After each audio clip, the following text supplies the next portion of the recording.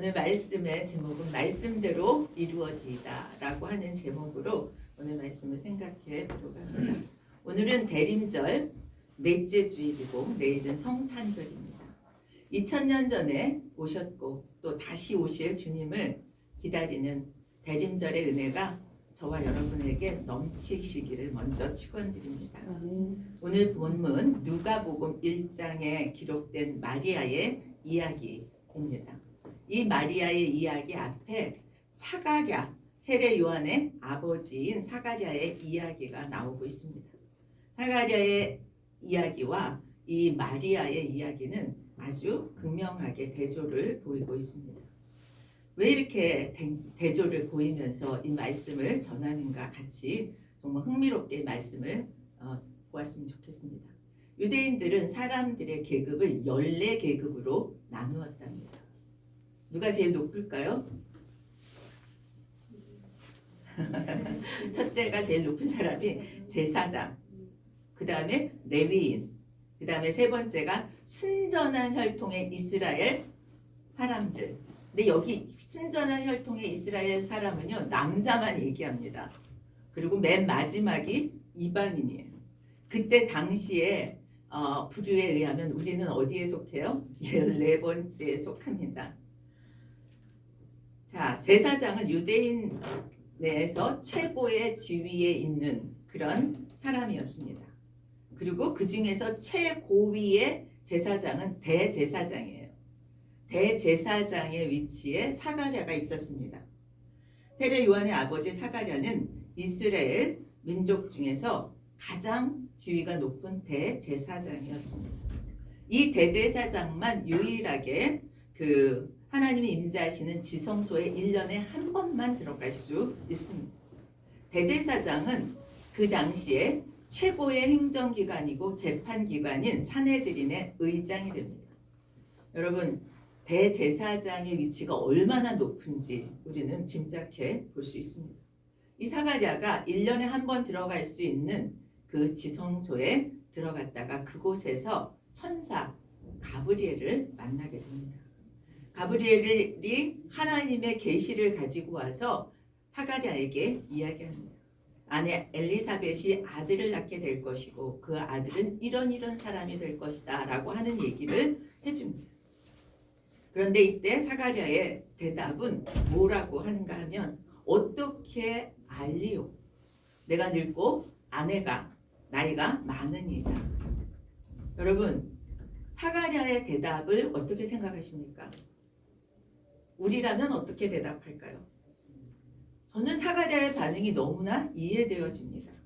합리적인 사고를 하는 사람이라면 나이 많은 아내가 아이를 낳을 수 있겠냐고 반문하는 것은 너무나 자연스럽습니다.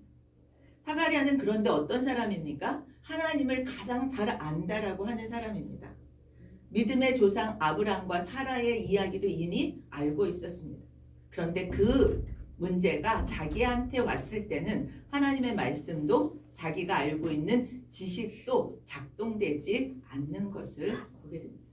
저는 이 모습을 보면서 우리가 믿음을 가졌다고 하면서도 어떤 상황을 만났을 때 우리는 합리적으로만 생각하고 있지 않나 하는 생각을 해보게 됩니다.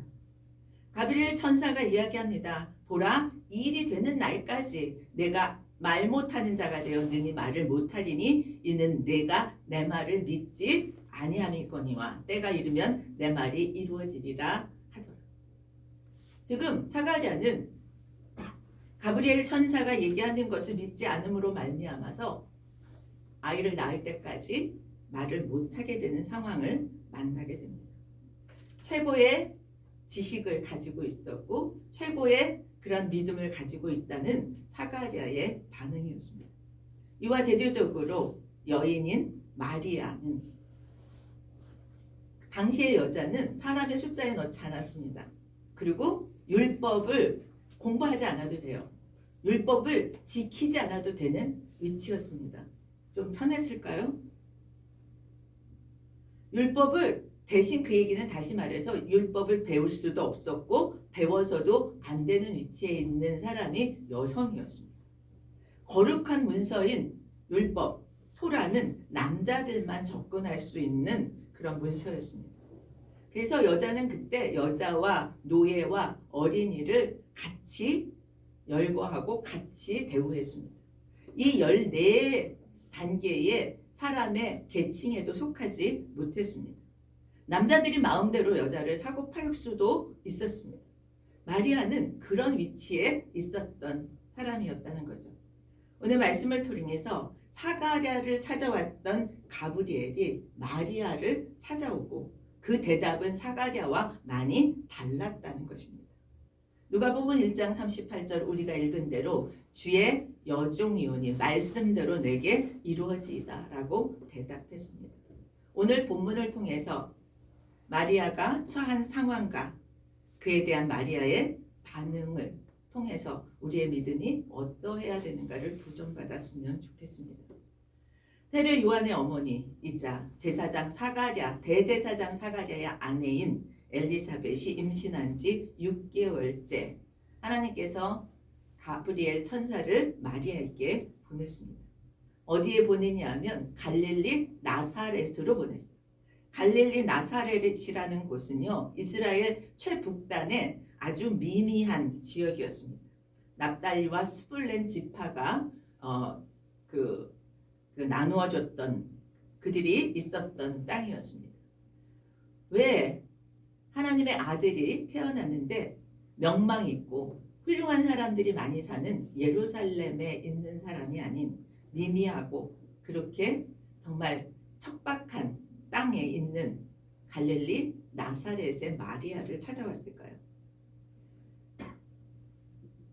구약에 약속된 그대로 하나님은 그 일을 행하셨다고 성경은 이야기하고 있습니다. 이사야 9장 1절에 전에 고통하는 자에게 흑암이 없으리로다. 옛적에는 이스라엘에서 여호와께서 스불론 땅과 납달리 땅으로 멸시를 당케 하셨더니 후에는 해변길과 요단 저편 이방의 갈릴리를 영화롭게 하셨습니다. 하나님의 그 구약의 말씀이 그대로 이루어지는 과정이 지금 갈릴리 나사렛에 있는 마리아를 가브리엘이 찾아온 것으로부터 시작되었습니다. 하나님은 이방인의 땅이라고 멸시받던 갈릴리를 어떻게 바꿔요? 그리스도가 자란 곳으로, 그것을 예수님이 선교의 본거지로 삼았던 곳으로 바꿔주심으로 말미암아 흑암이 없어지게 하고 멸시를 당하였던 땅이 이제 영화롭게 되는 역사를 시작하셨다는 거죠. 주님은 낮은 자를 찾아오시는 분입니다. 하나님은 약속의 말씀을 반드시 이행하시는 분임을 믿으시길 바랍니다. 가브리엘 천사는 마리아에게 얘기했고 마리아는 크게 놀라게 되죠. 놀라지 않을 수가 있습니까? 하나님의 은혜를 입었고 너는 잉태하여 아들을 낳으리니 이름을 예수라 하라. 그리고 그 후에 예수가 얼마나 존귀한 분인지 어떠한 위치에 있는 분인지를 예수님의 위상에 대해서 얘기하지만 여러분 앞에 부분과 뒤에 부분이 반응이 인간이 달라요. 자기가 낳는 아들이 지극히 높으신 존귀하신 분의 아들이라 불려지고 조상 다윗의 왕위를 계승하게 될 거라는 건 너무 감격스럽게 받고 싶은 이야기지만 너는 잉태하여 아들을 낳을 것이다. 지금 아들을 낳을 수 없는 상황, 아들을 낳아서는 안 되는 상황에서 이 말씀이 주어졌을 때 마리아의 심정이 어땠을까요? 저는 이 정말 뒤의 약속, 이 일은 너무 귀한 일이고 너무 기쁘고 너무 받고 싶은 일이지만 이 앞의 일 때문에 굉장히 마음이 복잡했을 거라는 생각을 하게 됩니다. 처녀인 자신이 어떻게 잉태를 한단 말인가? 이 이해되지 않는 상황을 맞게 된 마리아는 두려울 수밖에 없었습니다. 사가랴도 놀라고 두려웠습니다. 지금 30절에서 가브리엘이 마리아야 이렇게 불러요. 사가랴를 부를 때도 사가랴야 이렇게 불렀습니다. 하나님은 시골 처녀, 미천한 사람도 높고 높은 대제사장도 1대1로 개인적으로 불러주신다는 거예요. 오늘 이 자리에 있는 우리도 우리 개인에게 이름을 불러서 우리가 처한 상황이 어떠하든지 개인으로 이름을 불러주시는 줄 믿습니다. 그리고 뭐라고 말씀했어요? 두려워하고 무서워하는 마리아에게 무서워 말라, 두려워 말라고 말씀하십니다. 마리아가 어떤 마음일지 가브리엘도 너무 잘 아셨던 거죠. 마리아는 자신의 이성으로는 도저히 받아들일 수 없는 그런 천사의 예언이 정말 힘들고 어려웠을 거라고 생각되었습니다. 결론적으로 마리아는 이 난감한 상황을 어떻게 생각을 바꾸어서 받아들이게 될까 하는 것들을 우리가 같이 살펴보기를 원하고, 우리의 삶의 현장에서는 어떠한가를 같이 좀 접목해서 생각해 봤으면 좋겠습니다. 하나님이 우리에게 주시는 감동 중에 우리가 감당할 수 없는 감동들도 있습니다. 우리가 이해되지 않는 상황을 만나기도 합니다. 우리는 하루하루 살면서 이해할 수 없는 상황도 맞닥뜨립니다. 코로나가 그랬습니다. 한 번도 전염병으로 인해서 정말 해외에서 오갈 수 없는 상황이 올 거라는 생각을 한 사람들이 별로 없었습니다. 근데 해외에 있던 가족들이 만날 수 없는 상황들이 되었고, 또 정말 모여서 예배도 드릴 수 없는 상황이 되었고, 이런 갑작스러운 일들을 만나서 또 나라 간의 전쟁으로 인해서 또 앞으로의 그런 그 불안이 얼마나 우리를 어렵게 만드는지 모릅니다. 이게 국가적으로 공동체적으로도 이런 그 불안과 두려움이 있을 수 있지만 개인적으로도 그렇습니다. 저는 교회에 있다 보면 모르는 사람이 갑자기 들어와서 자기를 위해서 기도해달라고, 불안해서 지금 죽을 것 같다고 하는 사람들을 만나기도 합니다. 물질 때문에, 갑작스러운 어려움 때문에, 또는 건강에 그런 어려움 때문에, 가족들이 건강으로 인해서 힘들기 때문에 등등의 여러 가지 상황에서 우리는 개인적으로도 이해할 수 없는 상황을 만나기도 하고 이해할 수 없는 두려움도 가지면서 살아갑니다. 어떤 일을 만나면 그 어떤 일에 이어서 불안과 두려움이 같이 오는 것을 보게 됩니다. 지금 예수 그리스도의 그런 수태를 알려주기 위해서 마리아를 찾아가서 말하는 가브리엘 천사는 마리아여 두려워하지 말라고 개인적으로 말씀합니다. 세례 요한의 수태를 알려주기 위해서 사가랴를 찾아갔을 때도 사가랴가 두려워할 때 무서워하지 말라고 얘기했습니다. 우리는 이 말씀을 통해서 하나님의 사자가 찾아와서 얘기할 때 두려워할 수 있다는 거예요. 지금 마리아도 사가랴도 다 두려워했습니다. 성경에 보면은 천사를 만난 사람들은 다 두려워했다라고 얘기해요. 여러분, 천사가 왜 두렵습니까? 천사를 만났는데 왜 두렵습니까? 천사는 하나님의 사자였기 때문입니다. 사람한테는 하나님을 두려워하는 본성들이 있습니다. 하나님은 우리를 지으셨는데 하나님을 두려워하는 우리는 자꾸 그분을 피하려고 하는 경향들이 있다는 거죠. 그래서 지금 이 천사는 두려워하지 말라, 무서워하지 말라 이렇게 얘기하고, 우리는 두려워하지 않아야 된다, 무서워하지 않아야 된다 이렇게 안 하고 정말 평안을 누리고 살고 싶다 다짐하고. 그런데 현실 속에서는 자꾸 불안하고 두려워합니다.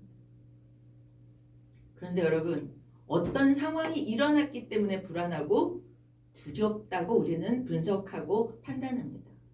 그런데 실제는 어떤 상황 때문이 아니라 하나님의 관계 때문에 두렵고 불안한 것이 더 근본적이라는 것을 오늘 말씀을 통해서 우리는 볼 수 있습니다.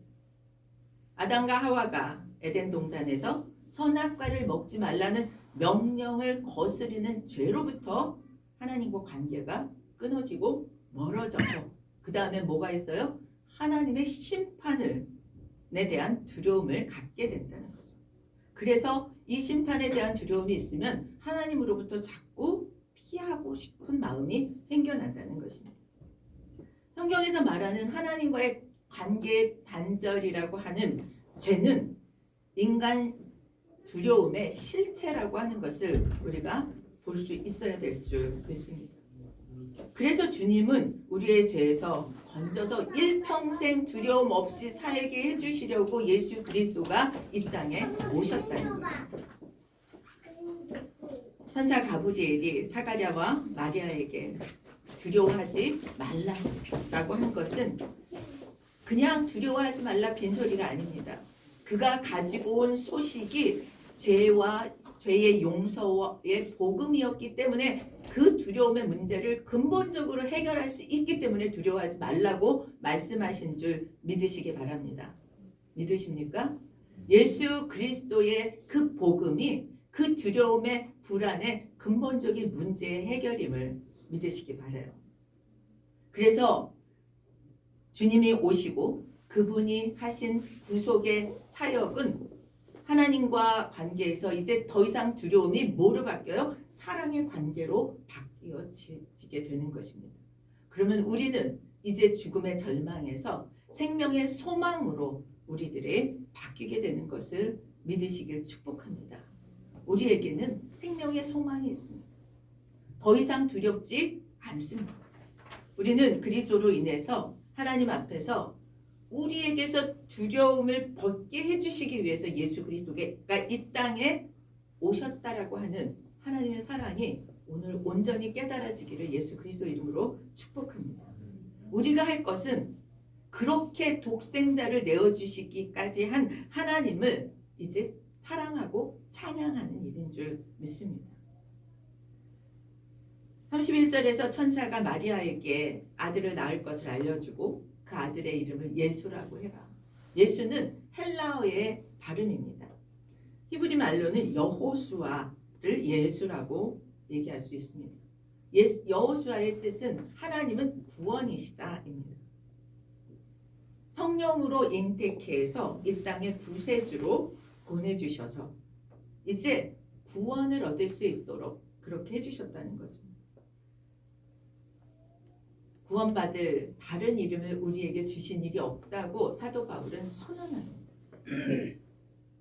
그러면서 가브리엘 천사가 그 아들을 낳을 거라고 얘기하고 예수라고 얘기하면서 32절 33절에서는 그 예수가 어떤 분이신가를 설명합니다. 예수가 큰 자가 되고 지극히 높으신 하나님의 아들이라고 일컫게 될 뿐만 아니라 다윗의 왕권을 가지고 영원한 나라를 다스릴 분이라고 말씀합니다.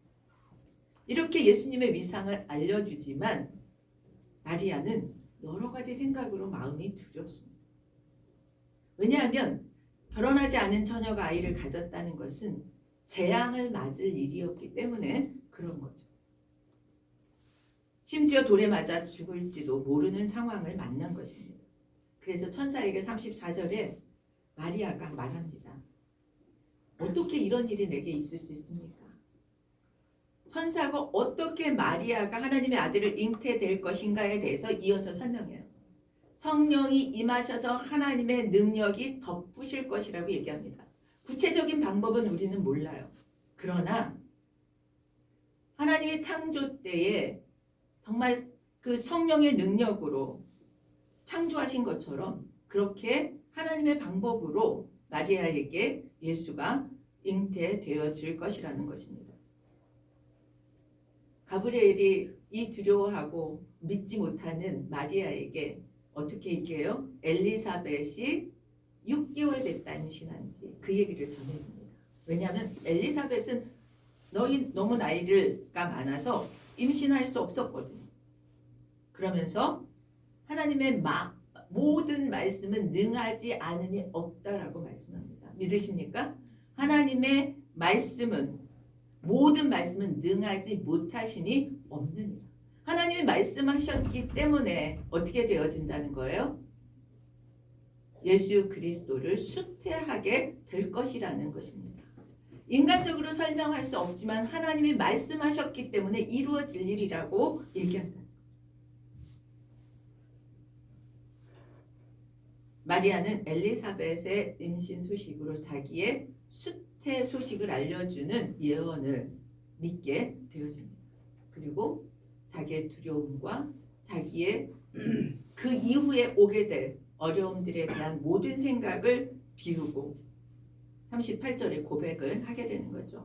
주의 여종이오니 말씀대로 내게 이루어지이다. 이해할 수 없는 하나님의 계획, 내가 경험해보지 않은 하나님의 계획에 아멘으로 화답하고 있습니다. 여러분, 우리의 생각으로 이해할 수 없는 상황이지만 그럼에도 불구하고 하나님의 말씀이기에 아멘할 수 있게 되기를 축복합니다. 왜냐하면 하나님은 하나님의 말씀에 아멘 할 때 하나님이 일하시기 때문입니다. 후에 마리아의 찬가를 부르게 됩니다. 이때는 마리아가 두려움으로 부른 찬가가 아니라 기쁨으로 드리는 찬가를 올려드립니다. 이 마리아의 찬가는 하나님의 모든 말씀은 능하심이 없지 않다라고 하는, 모든 것이 하나님의 말씀은 이루어진다라고 하는 그 믿음에 대한 의지로 부른 것이 마리아의 찬가로 여겨집니다. 38절의 말씀은 마리아의 수태고지에 대한 최종 응답을 가브리엘에게 준 것입니다. 주의 계집종이오니 말씀대로 내게 이루어지이다. 하나님의 뜻에 내 이성과 내 그 합리적인 판단을 근거하지 않고 순종하겠습니다라고 하는 고백입니다. 이 고백은 겸손한 종의 고백이고 신속한 순종이었고 자신에게 닥칠 고난을 감수하겠다는 순종의 고백이고 선언이었습니다. 순종하는 이들을 통해서 하나님의 역사가 이루어지는 줄 믿습니다. 마리아가 하나님께 예수 그리스도 구세주의 어머니가 된 이유는 순종 때문이었다고 믿습니다. 하나님 나라와 뜻을 위해서 자기를 기꺼이 내어놓았습니다. 가브리엘 천사는 이 주의 계집종이오니 말씀대로 내게 이루어지이다는 응답을 듣고 가볍게 떠나갔을 거로 여겨집니다. 저는 오늘 말씀을 통해서 우리는 어떻게 이 세상을 살면서 이런 고백을 할 수 있을까 같이 생각해 보기를 원합니다. 하나님의 모든 말씀은 능하지 못하심이 없느니라라고 하는 이 말씀이 오늘 우리에게 적용되어지고 이 믿음이 갖게 되기를 축복합니다. 신약의 사도 바울은 내게 능력 주시는 자 안에서 내가 모든 것을 할 수 있느니라. PPT 한 장만 넘겨주실래요? 그렇게 얘기하고 있습니다. 나의 계획대로, 나의 생각대로가 아닌 뜻하지 않은 상황 속에서 하나님이 계획하신 일들이 이루어지게 될 것이라고 하는, 우리도 그 일을 할 수 있다라고 하는 고백이 이 고백입니다. 우리 같이 한번 읽겠습니다. 내게 능력 주시는 자 안에서 내가 모든 것을 할 수 있느니라. 나는 할 수 없습니다. 하나님의 말씀하셨지만 나는 할 능력이 없습니다. 그러나 뭐예요? 뜻하지 않은 상황 속에서도 하나님께서 계획하신 일들을 저도 할 수 있습니다. 우리가 어디 있기 때문에? 능력 주시는 자 안에 있기 때문에.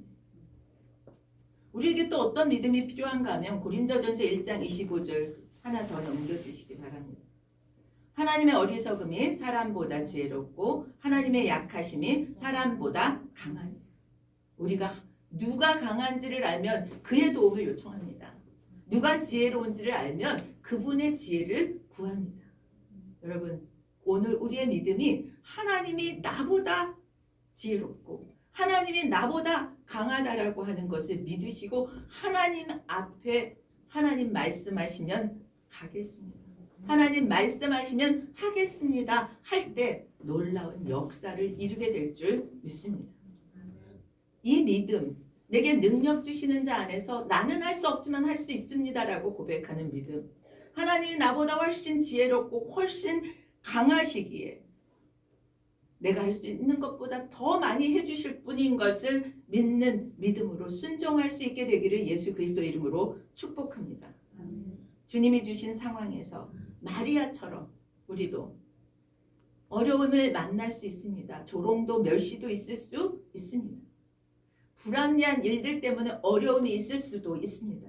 그럴 때 하나님의 개입하심을 믿으시길 축복하십시오. 하나님이 해결해 주실 수 있는 분임을 믿으시길 바랍니다. 하나님께는 능하지 못하심이 없습니다. 우리 아멘 합시다. 하나님에게는 능하지 못하심이 없습니다. 그때까지 하나님의 때에 하나님이 일하실 때까지 기다릴 수 있는 믿음이 되기를 축복합니다. 그때까지 참지 못하고 휘청거리고 세상의 유혹에 빠지지 않기를 바랍니다. 끝까지 말씀과 기도로 거룩해지는 선택을 할 수 있기를 축복합니다. 가다 말면 망하는 것입니다. 현실적으로 이해되지 않고 난감한 상황이 우리를 힘들게 해서 불안하고 떨릴 때 있을 수 있습니다. 그때는 하나님과의 관계를 바로 세우는데 집중하고 하나님 말씀에 순종함으로 저는 하나님의 딸이기에 말씀대로 내게 이루어 주십시오. 제가 하나님의 아들이기에 하나님 말씀이 나를 통해서 이루어 주십시오 라고 기도할 수 있게 되기를 축복합니다. 그러면 그 일을 하나님은 이루시고 그것이 우리에게 최선이 될 줄 믿습니다. 오늘 이 믿음의 확신을 가지기를 축복합니다. 그리고 우리는 하나님께 영광을 돌리는 삶이 되시기를 축원드립니다. 이 대림절 마지막 주일에 우리의 준비된 심령이 되기를 원합니다. 마리아처럼 말씀대로 내게 이루어지이다 라고 하는 고백과 믿음으로 승리하시기를 축복합니다. 우리 다 같이 일어나서 321장 찬양하겠습니다.